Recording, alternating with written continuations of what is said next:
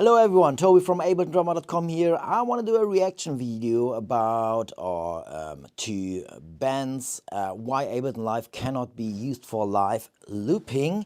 Video here which, to be fair, is now about 4 years old, and Ben is pointing out some issues Ableton Live can create for live loopers, but he's pointing out some things here which are now possible already if you are looking into a few Max for Live solutions I created. So I want to stress there is not the way for live looping, because you might need a certain setup, you might need a certain functionality which you can only get with a hardware looper or with a software looper or with a different app. So let us dive in and have a look about what Ben is saying.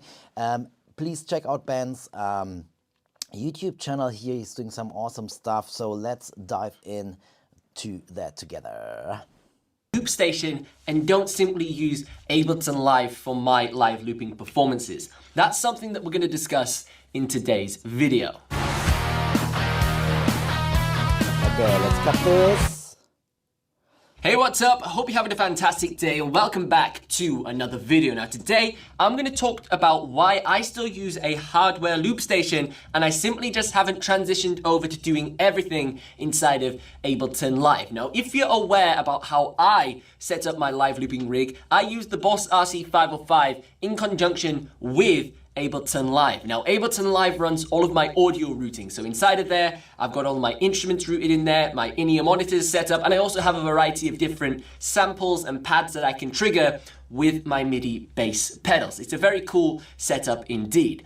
So Ben is already pointing out here one thing what Ableton Live is great for: connecting different things into one session and customizing that. So using your own samples, maybe using MIDI to trigger VSTs or other sounds here, which is one advantage obviously about using Ableton Live.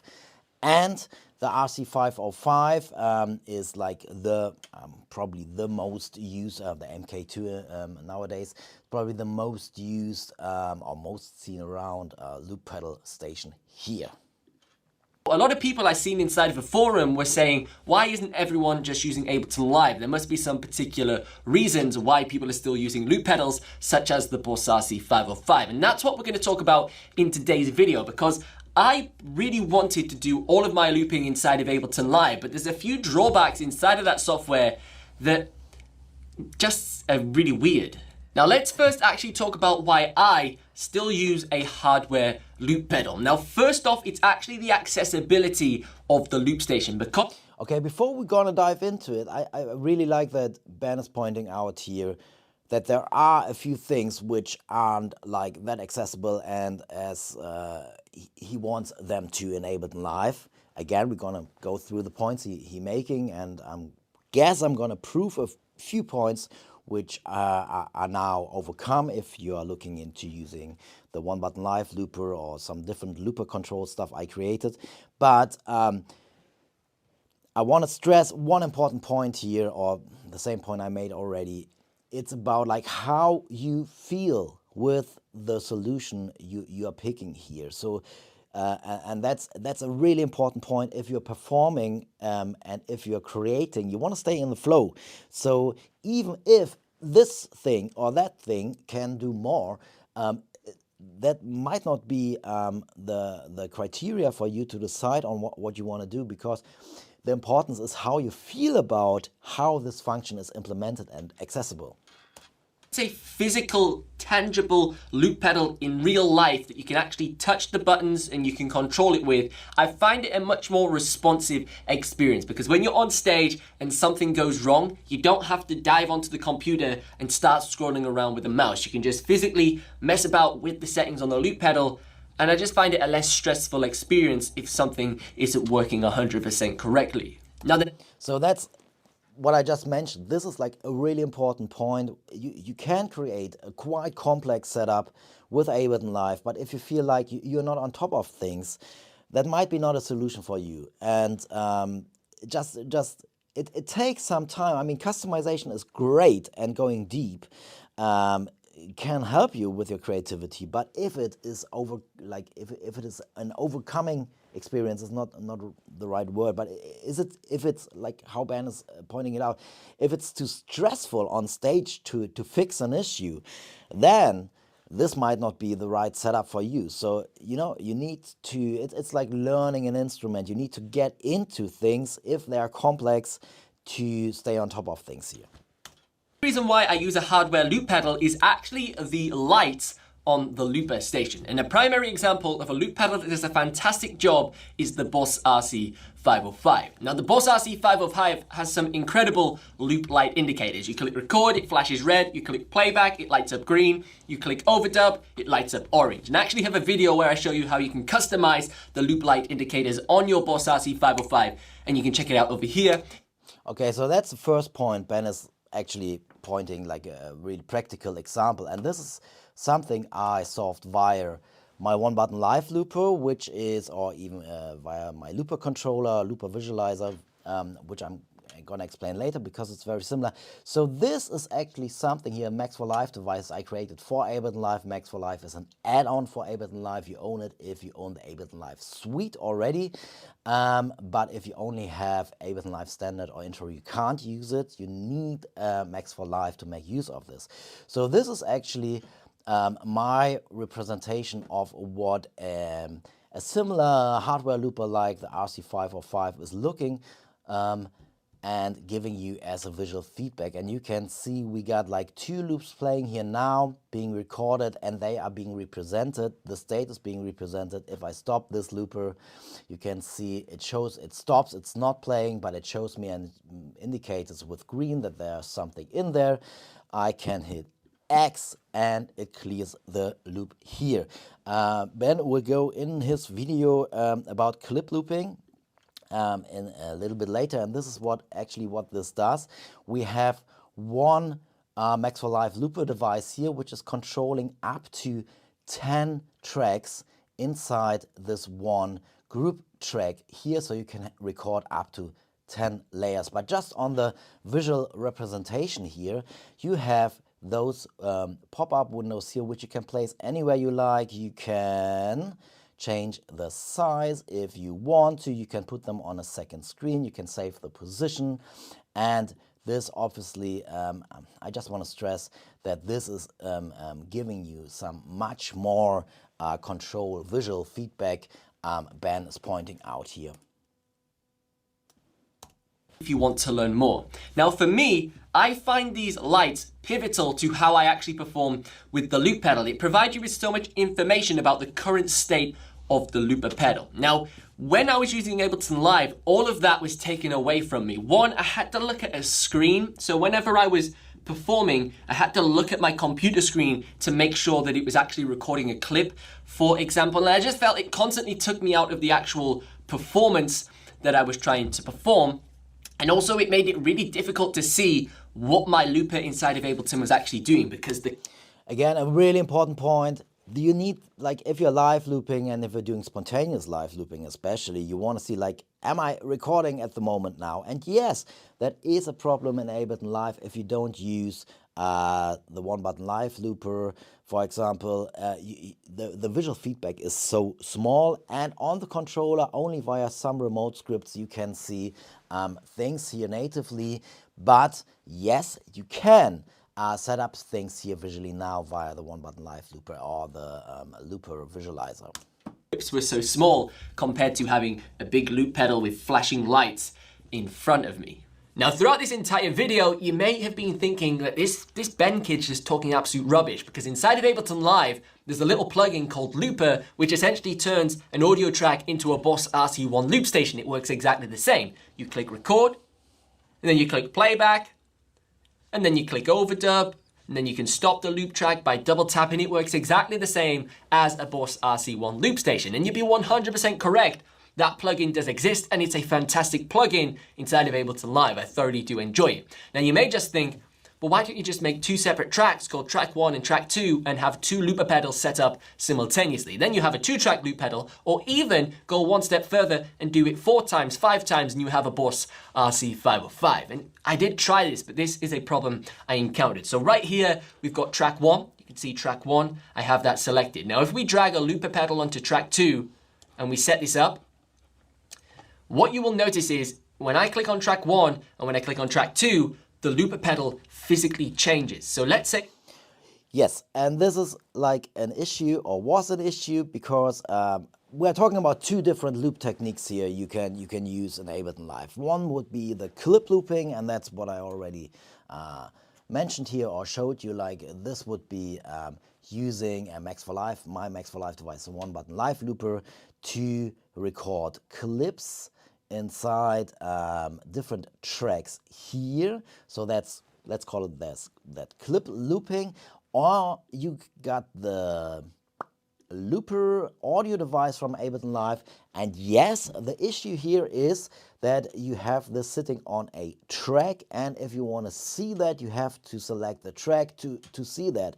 You can solve this via another Max for Live device of mine, the Looper Visualiser, which is actually giving you a big pop-up window, like the same like the one button live looper here as well. So if I'm now looping, you can see it shows me the state of the current looper I have mapped to this device. And yes, I can have multiple windows, multiple looper devices here. So yes, visualization is possible now. If you want to check that out, that's part of the looper control pack, which is the second technique here using the Ableton Live stock looper here. Okay, so let's go back to Ben's video.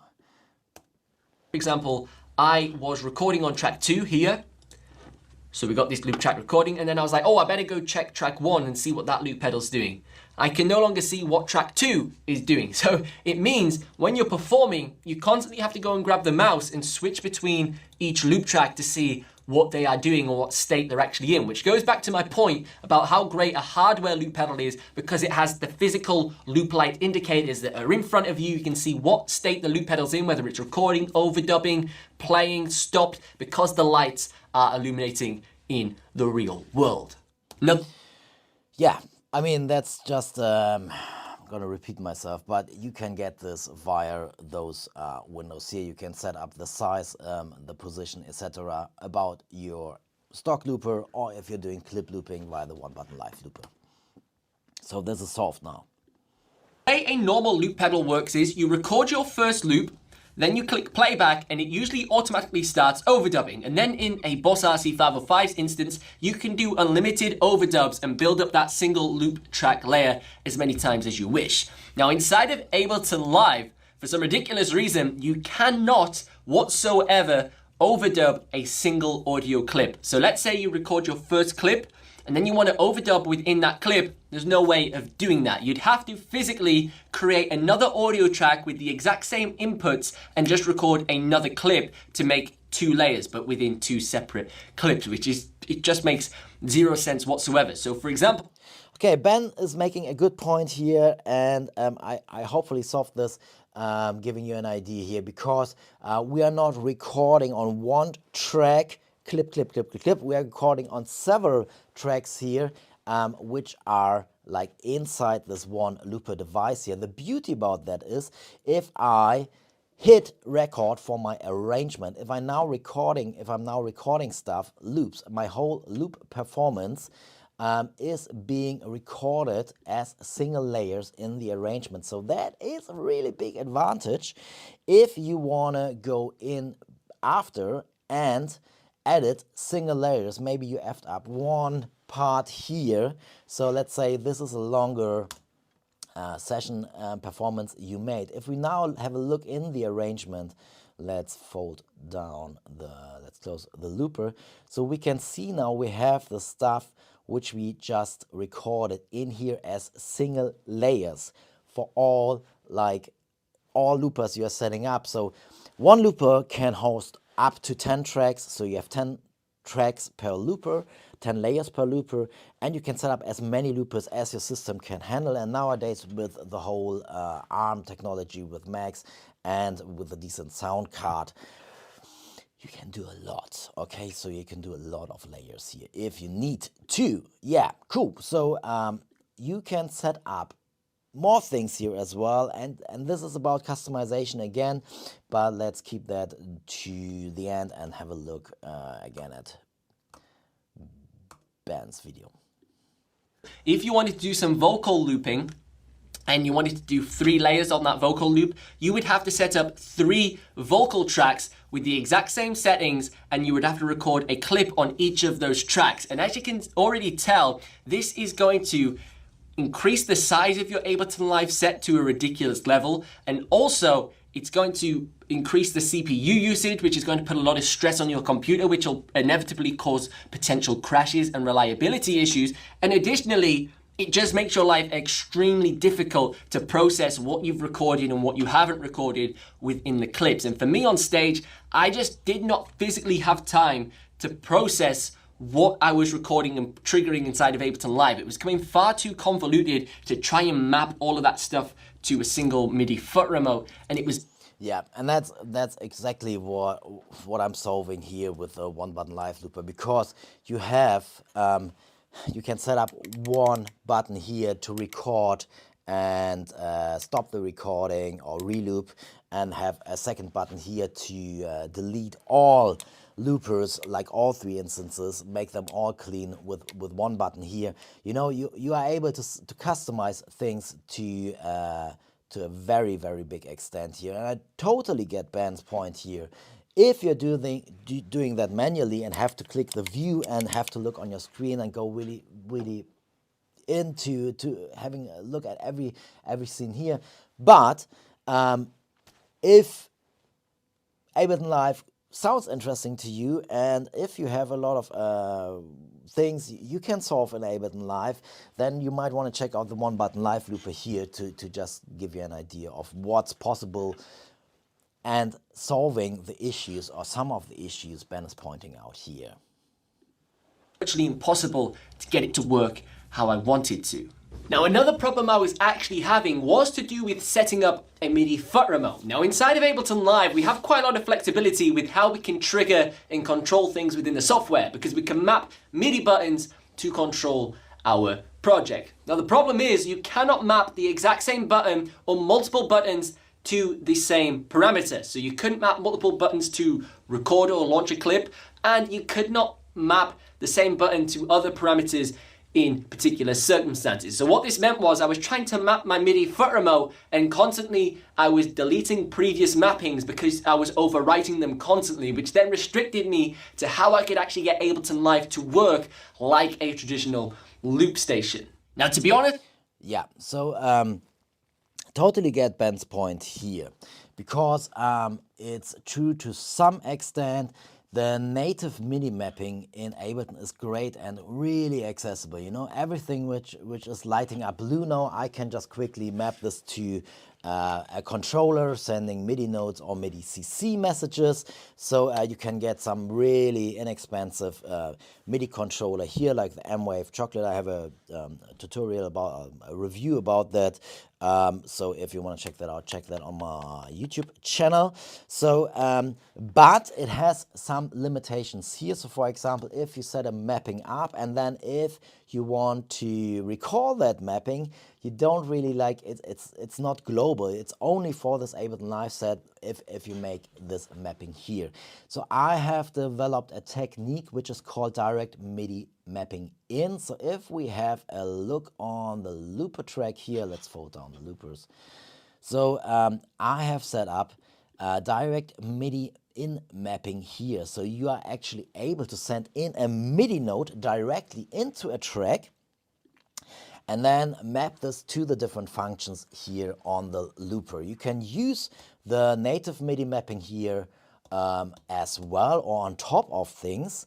And just to show you for the looper controller, and that's like one limitation of Ableton Live here as well. You aren't able to use MIDI program changes to use for the native MIDI mapping here, but I created a looper controller version here where you can send directly MIDI program changes in. So if you're not familiar with the terminology, it's just like different types of MIDI messages, And for example, the Behringer FCB 1010 per default is sending program changes. So if you want to map things in Ableton Live via the Behringer, it's not possible without Max for Live or without reprogramming your Behringer, which can be a little bit difficult to get into. So this is my solution for using, for example, using the Behringer. You can just set this up to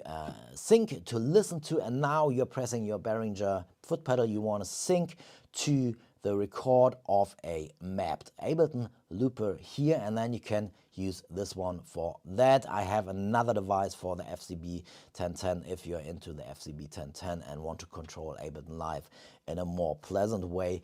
That's another solution here. I just wanted to stress out that it can be, if you want to customize, there are a lot of options here to customize the hardware you like to do the thing you want it to do in Ableton Live.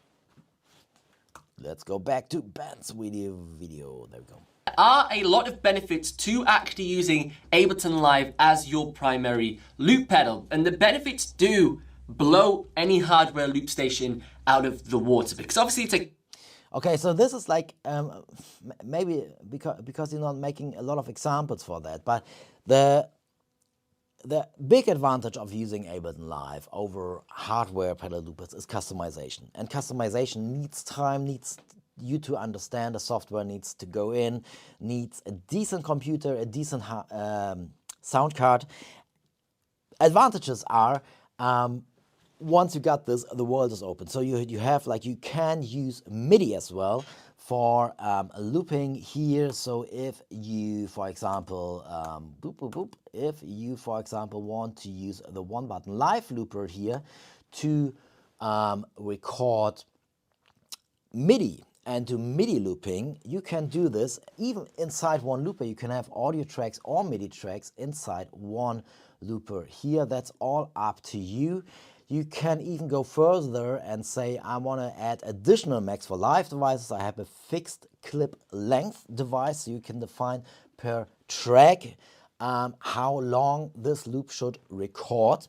So if you want maybe the first layer to be 1 bar or 2 bars, and the next layer to be 4 bars, and if you just want this to automatically re-loop, you can set this up to quite some extent. You can quantize, automatic quantization. So if you want to set, for example, your shaker you're starting off with, if you want to set this to be a bit more tight, those are additional Max for Live devices you can buy, you can get, and you can apply to the different things here. You can record, and that's what I mentioned already, you can record each layer individually and then come back and edit your stuff later, your live performance, your live looping performance, if you did a video and you want to mix the different layers here, for example, or process them in a different way, that's possible here as well. So yes, there are some, and that again really depends on what you want to do and what's important for you for your setup here. So customization is great, but customization takes time, and it's a bit of a learning curve, and a different learning curve here than having one box where you get, yes, you get some limitations here, you get like a system which can help, for some people, can help really to say like, yeah, okay, let's deal with the limitations I get with this box, and but then I can be creative straight away. Setting up things in Ableton Live definitely takes some time. Obviously, I have a lot of tutorials and some templates here as well when you buy the one button live looper. And obviously, I'm biased here because I developed this thing especially for those reasons Ben is pointing out here. Computer, it can process a lot more, it can do a lot more, it's a lot cleverer than any hardware loop pedal currently is. Now, if you enjoyed today's video, be sure to give it a thumb. Okay, so I think I made I made quite a few points here. So obviously the one button live looper is available if you follow the link in the video description here. If you want to find out more, I have a full playlist where I go through all the different functions it has at this moment. And as well, I have a different set of Maxwell Live devices here, which is the looper control collection here, where we have actually four different devices, which is about like setting up more customized control for an Ableton looper, getting the visual feedback here, and one thing, and that's all like important to mention, like this set of looper devices here for the stock Ableton looper. So this is like the two different techniques here, one button live looping and the native Ableton looper here to control this. For this, you need at least Ableton 12 because Ableton updated the Ableton looper in Ableton Live 12. For the one button live looper, this will work with lower versions here as well. But important, those are Maxwell Live devices. Maxwell Live is needed to make use of those. Maxwell Live is included in Ableton Live SUITE or can be bought as an add-on towards Ableton Live Standard. Cool. Okay, so I hope that gave you some idea here. I hope maybe Ben, you're watching this video, and I would be interested in like what you think, if that is solving some things here. Obviously, if people are developing a setup and already have their controller, and if the setup is working, why should people change if they're not missing something? Again, this is just one way of how to set up things, and it's really important to look for the thing which really keeps you in the flow, and that's the most important thing. There is not the looping, live looping solution here which fits for everyone, which is stupid to expect. I just wanted to stress out a few points here Ben is making, which I totally agree on, and that's why I developed the Maxwell Live one button live looper, which is actually solving, I think, 90% of what's Ben pointing out here. Cool. Okay, so take care, and if you're interested, video links in the video description. Take care. Bye bye.